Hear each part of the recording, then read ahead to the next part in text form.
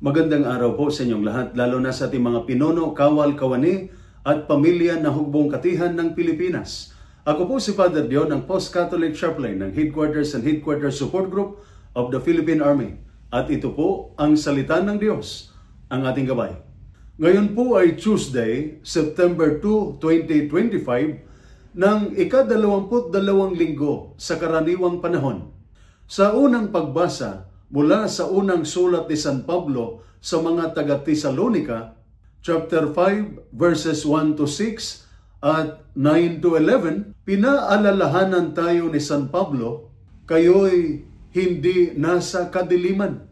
Kayo'y mga anak ng liwanag at ng araw. Kaya huwag tayong matulog gaya ng iba, kundi magpuyat at manatiling handa.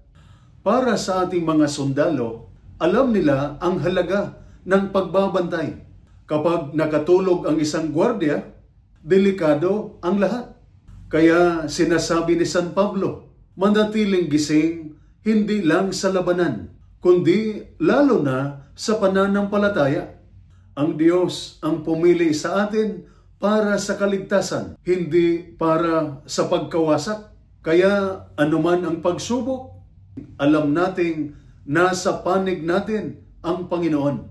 Sa Ebanghelyo, mula sa Ebanghelyo ni San Lucas, chapter 4, verses 31 to 37, ipinakita ni Jesus ang kaniyang kapangyarihan sa pamamagitan ng kaniyang salita, napalayas ang masamang espiritu, napahanga ang lahat. Anong salita ito? May kapangyarihan. Mga kapatid, ganyan din ang salita ng Diyos sa ating buhay. Ito'y sandata laban sa takot, kasalanan at tukso. Kung ang sundalo ay hindi lalaban ng walang baril, mas hindi tayo dapat lalaban sa hamon ng buhay nang wala ang salita ng Diyos at ang presensya ni Kristo. Siya ang ating lakas at tagapagligtas.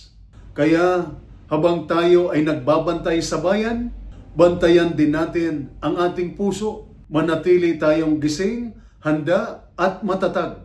Sa Diyos, ang tunay na sundalo ay hindi natitinag sapagkat Siya mismo ang ating tagapagtanggol. Ito po ang salita ng Diyos, ang ating gabay. Manalangin tayo.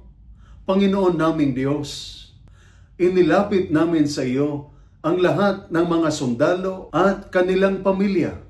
Bigyan mo sila ng tapang at karunungan sa oras ng panganib, kalakasan sa gitna ng pagod at pag-asa sa gitna ng hirap. Iligtas mo sila sa bawat misyon at kalingain ang kanilang mga mahal sa buhay na naghihintay. Naway lagi silang maging anak ng liwanag, tapat, gising, at handang maglingkod sa iyo at sa bayan, sa pamamagitan ni Kristo na aming Panginoon. Amen. At sumainyo at sa inyong pamilya ang pagpapala na makapangyarihang Diyos, Ama, Anak, at Espiritu Santo. Amen.